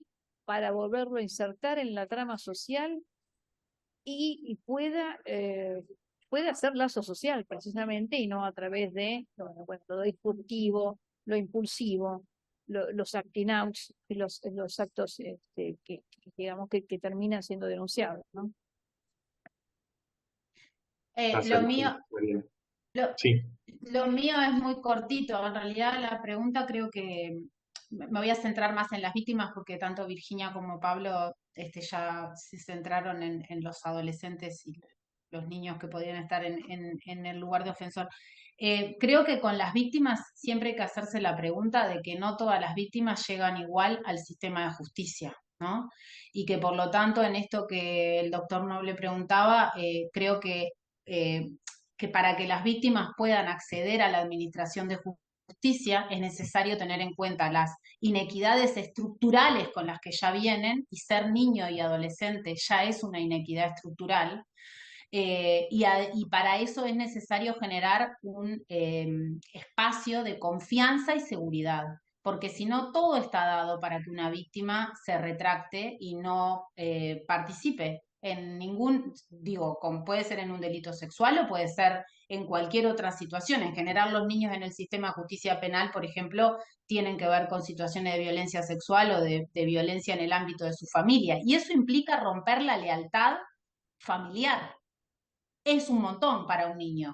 Además, en un ambiente que no está preparado para los niños. Entonces, generar la confianza para que puedan contar un hecho traumático es una responsabilidad ética que tenemos los funcionarios en el sistema de justicia, desde la puerta de entrada, de cómo lo recibimos, de dónde se sienta, de cuánto espera. No esperemos que una niña de 8 años, si esperó 4 horas para declarar en una prueba anticipada, declare bien, porque yo que tengo 50 y pico, si espero 2 horas, ya me pongo de mal humor, creo. Entonces, una niña en un ambiente que es un pasillo de un juzgado esperando para declarar, bueno, esas son algunas cosas que tienen que ver con las prácticas que no nos desafían tanto como las más emocionales, ¿no? Las más emocionales sí nos desafían más y tiene que ver con, bueno, no voy a repetir lo que dije, esto de registrar qué nos provoca la situación que vive esa niña y lo que nos provoca su familia, lo que nos provoca algo emocionalmente. Entonces hay que poderlo registrar, hay que hacer ese ejercicio, ¿no? Pero lo que dije anteriormente son prácticas que no requieren aumentar presupuesto, que lo que requieren es ponerse en el lugar de una niña que va a ir a declarar, ¿no? Eso me parece como, nada, un aporte que podría ayudar. Gracias. Se me ocurren, y en el chat también hubo varias intervenciones vinculadas a cómo cuidarnos y cómo trabajar nosotros eso, pero eso lo dejo para la jornada de abril que íbamos a tener el foco puesto en eso. Una pregunta a Virginia. Quería saber si se podía profundizar un poco en las diferencias en los interrogatorios y escucha a víctimas y a victimarios, niños, niñas y adolescentes. Nos tenemos que parar desde el mismo lugar, sobre todo teniendo en cuenta esto que nombraban los tres de alguna forma, y que por último Mariela hablaba de esta distancia óptima, de este sesgo moral. ¿Es el mismo el sesgo moral cuando estamos frente a una víctima y cuando estamos frente a un victimario? Está silenciada, Virginia. Creo que el sesgo moral lo tenemos que dejar en las dos instancias, tanto con agresores como con agredidos o agredidas. No juzgar, no prejuzgar, aunque digamos, en lo pericial, estamos acostumbrados a escuchar hechos aberrantes, y no tenemos que transmitir, precisamente para que la víctima o el victimario sigan hablando, que es lo que queremos. No tenemos que transmitir ningún tipo de juzgamiento, ni por ejemplo, no sé, por hablar de las víctimas, decirle por qué no lo contaste antes, cómo fue que no avisaste a nadie, pero no es posible que no te hayas defendido, pero alguien tiene que haber sabido. Por ejemplo, ningún tipo de cuestionamiento. Después de que lo dejamos hablar a la persona libre y completamente a través de preguntas abiertas y siempre bajo protocolos, porque esto me parece lo importante cuando hablamos con víctimas, sobre todo. Sí, hay una cuestión también, Carlos, si me permitís, no sé si terminó Virginia. Creo que la perdimos. A ver, Ahí volvió. Sí. Perdóname, solamente quería decir que para las víctimas hay protocolos de buenas prácticas para evitar malas entrevistas y para que esas entrevistas después no sean degradadas por el mismo sistema penal. Discúlpame, Pablo, solo quería decir eso, porque están muy, muy bien escritos hace muchos años, y cuando hay gente que no solo no está entrenada, sino que tampoco los lee como para decir, bueno, yo no estoy entrenado en esto, pero me voy a informar, la verdad que el resultado es desastroso, y muchas veces, como decía Mariela, es la retractación. Y ahí se cierra la causa sin averiguar más nada, cuando sabemos que la retractación no equivale a que no ocurrió, equivale a una situación muchas veces de incontinencia, de amenaza, de intimidación, de miedo y hasta de malas entrevistas.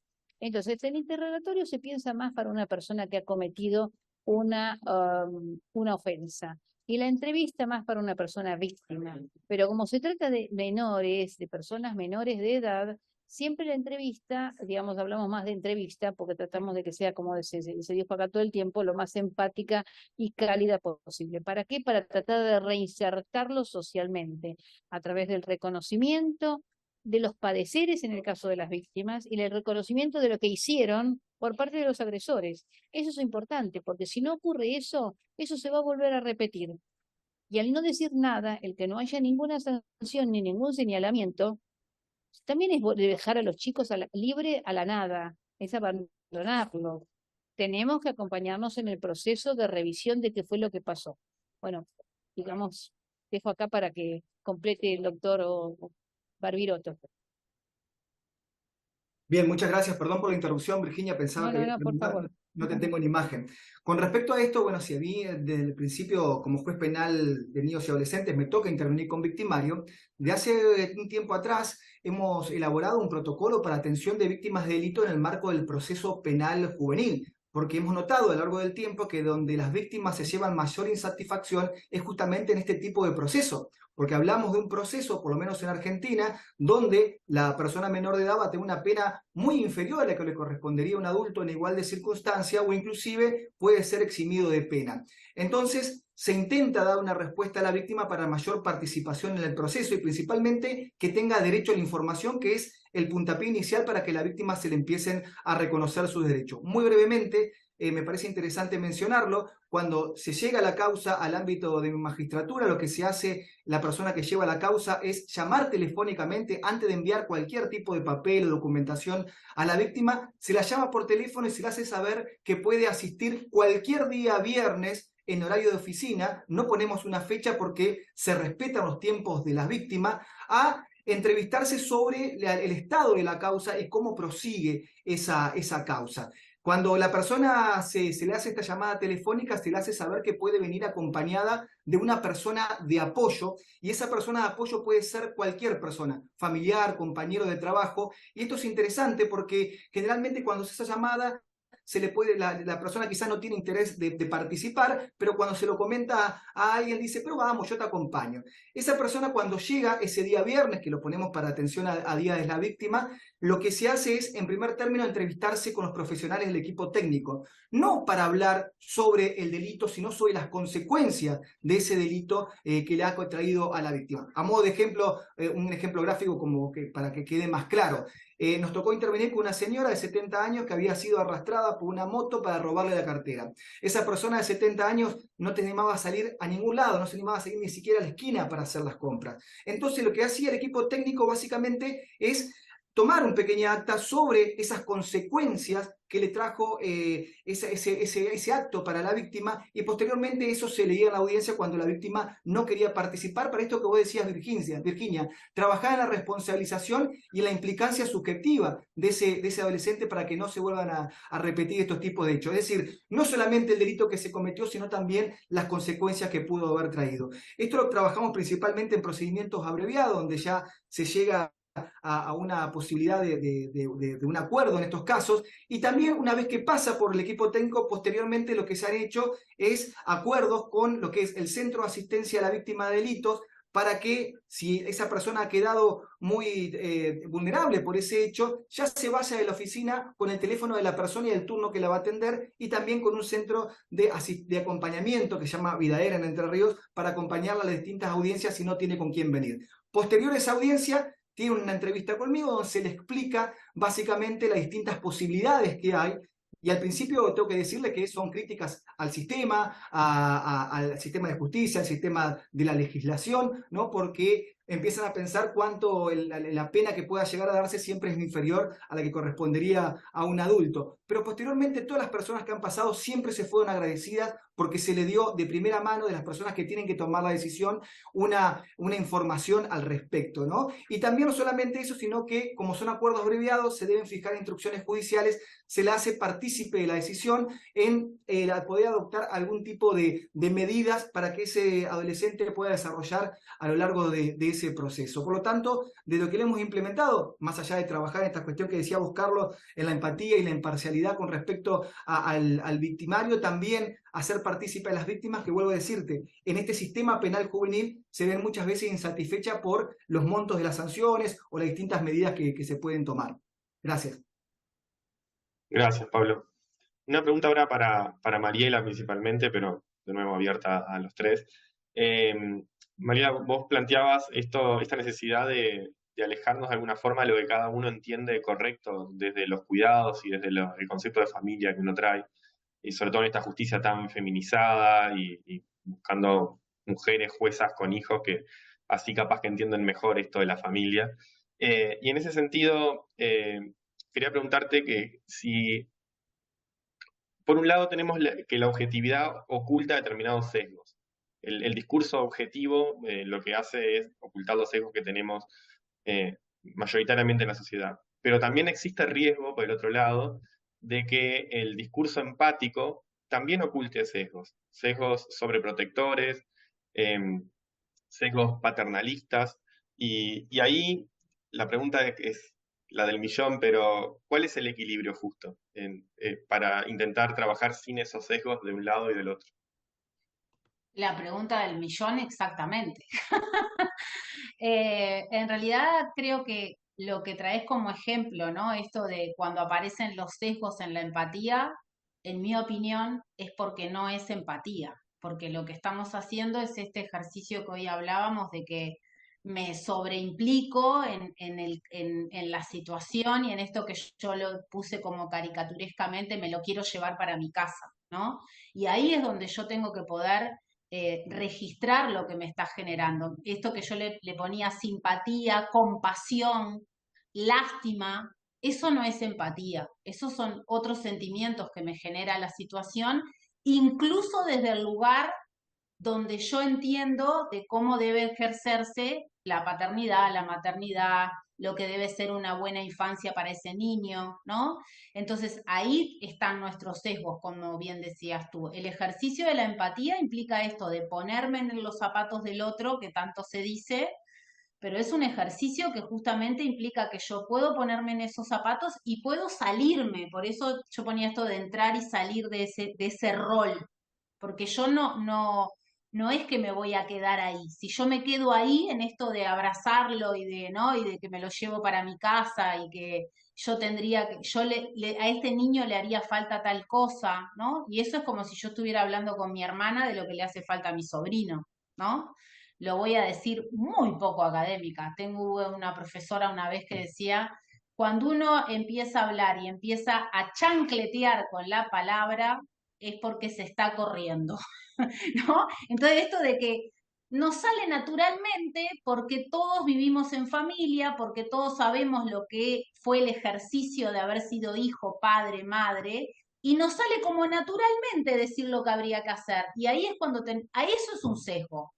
Porque lo voy a decir de otra manera. Cuando pasó, y siempre pongo el ejemplo del COVID, a nadie se le ocurrió recetar qué hacer con el COVID porque antes tuvimos una gripe. Bueno, capaz que a alguien se le ocurrió, pero no le debe haber funcionado. Todo el mundo dijo, pongamos un comité de expertos, hay que preguntar. Por eso hoy insistí en la disciplina. Hay gente, como dijo Virginia, como ha disertado Virginia, hay profesionales de otras materias que se han dedicado a estudiar el desarrollo infantil, se han dedicado a estudiar qué requiere un niño para sus cuidados, para su protección, a qué se le llama desprotección. Hay veces que un juez en una sentencia hace todo un desarrollo de cómo debería la madre hacer tal cosa. Y uno dice, esto está pensado en los años 30, ¿no? Y quiere decir que es un mal juez, no, quiere decir que a veces usó algún tipo de conocimiento que no lo actualizó y que tiene que ver con otra disciplina, ¿no? Entonces me parece que es sumamente importante esto por eso traía de la historia de los niños, tanto en su rol de víctima como de ofensor. Imaginen la complejidad de los tipos de violencia que viven y que ejercen hoy los niños, ¿no? Es hasta bastante más difícil para los niños poder identificarlo. Niños que hoy viven situaciones de violencia intrafamiliar y como parte del microtráfico, ¿no? el abordaje es totalmente distinto, ¿no? Lo que hablaba hoy Virginia de lo que son las adolescencias. Nosotros muchas veces tenemos muy claro esto de que todo es complejo, de que las adolescencias, nos sale precioso decir el plural, y cuando vamos al caso concreto lo ponemos en el cajoncito de cómo debe ser el adolescente medio, ¿no? Y portarse de esta manera. Y ese es el parámetro. Entonces, nada, creo que el equilibrio justo tiene que ver con que tenemos que revisar todo el tiempo lo que creemos que lo tenemos como una certeza, que no es una certeza. Que la evidencia nos va mostrando que esas certezas que tenemos para explicar determinadas conductas de los niños, los adolescentes y las familias cambian. Entonces, buscar evidencia, formarnos, creo que eso es parte del equilibrio, y en la otra parte es nuestra educación emocional. Lo digo así en general, ¿no? Esto de cómo estamos manejando las emociones cuando nos enfrentamos a estos casos. Nos genera rabia, nos genera enojo, nos genera impotencia. ¿Qué hago con esto?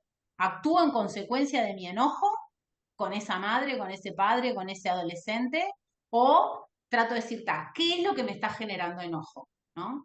Y tratar de pensarlo. Habrá gente que podrá hacer un proceso terapéutico, pero hay habilidades que tenemos que desarrollar quizás más que hace muchos años atrás, por la densidad y la intensidad de las situaciones que toca abordar al sistema de justicia. Bueno, no sé si te contesté mucho el equilibrio, Sí, porque capaz que desequilibré más que equilibrar, pero no, pensaba en tu respuesta, sobre todo pensando en los procesos de protección, no tanto en lo penal, que la falta de recursos que nuestros sistemas en general tienen nos obligan a ser muy creativos, y esa creatividad en la solución del caso es una puerta de entrada gigante para sesgos y prejuicios, ¿no? Porque en la sí, creatividad terminamos haciendo lo que creemos mejor cada uno con lo poco que tenemos. Entonces ahí se pone sí, más complicada la situación. de Eh, acuerdo. Una sí, acotación podría ser. Podría ser una acotación Virginia, que dale, uno sí. todo el tiempo cuando trabaja, ya sea sobre todo con víctimas, ¿no? Que son, perdón, quería decir que hay que trabajar la contratransferencia. Eso es lo que nos provoca los relatos, sobre todo las víctimas, porque a veces los chicos imputados, bueno, no relatan mucho, pero también nos provoca contratransferencia. Las contratransferencias nos pueden provocar miedo, enojo, impotencia, tristeza, angustia, muchas cosas. El que trabaja en este tema tiene que tener una apoyatura, porque a la larga o a la corta esto termina afectándonos.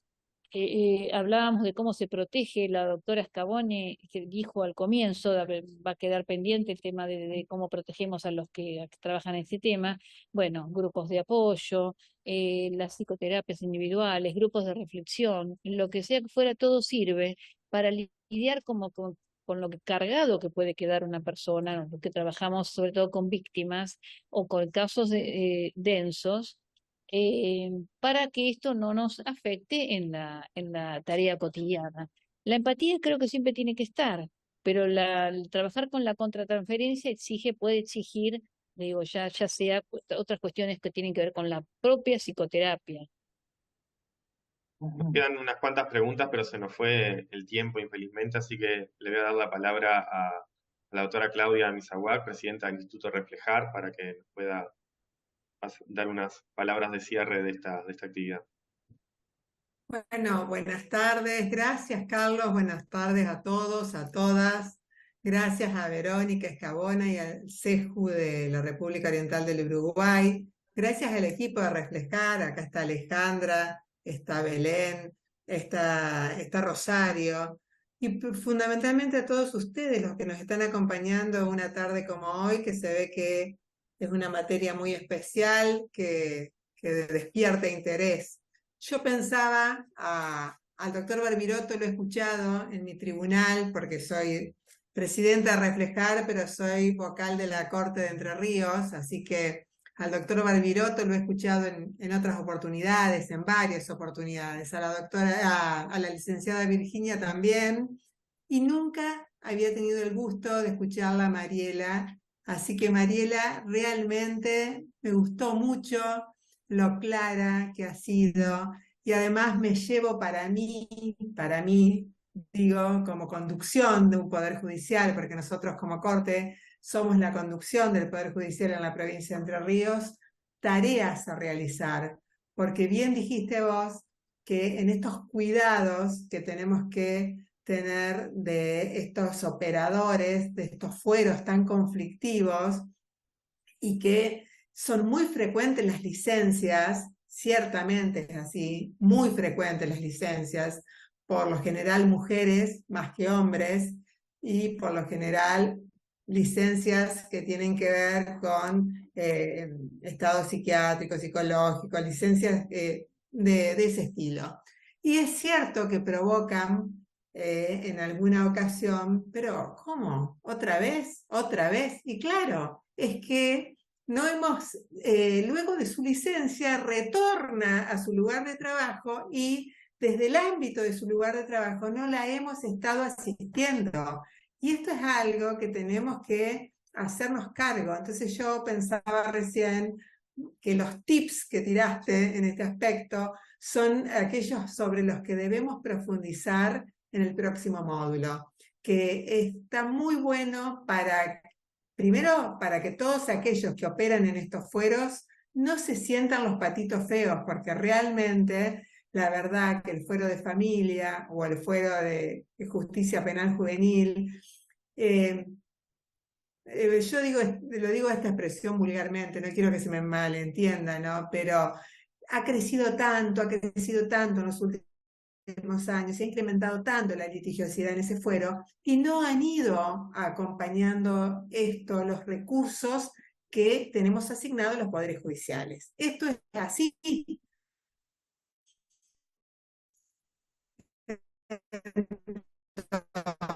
Entonces, a la hora de... Me pareció muy interesante los tips que tiraste hoy con respecto a qué podríamos hacer para cuidar ese estado emocional, porque cuidándolas y cuidándolos a nuestros magistrados, magistradas y operadores del fuero de familia y del fuero de niñez y adolescencia, vamos a brindar un mejor servicio de justicia a estos niños, niñas y adolescentes, que es verdaderamente el interés de esta capacitación y de todas las capacitaciones que nos hemos propuesto hacer desde el CEJU, desde Reflejar y desde la Red Iberoamericana de Escuelas Judiciales. No tienen sentido las capacitaciones si no sirven en definitiva para prestar un mejor servicio de justicia.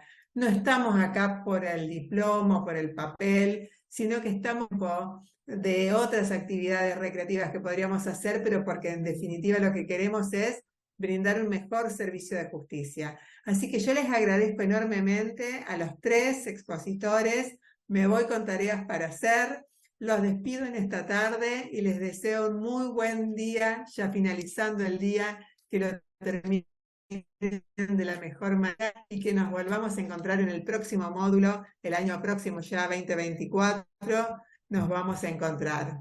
Muchísimas gracias a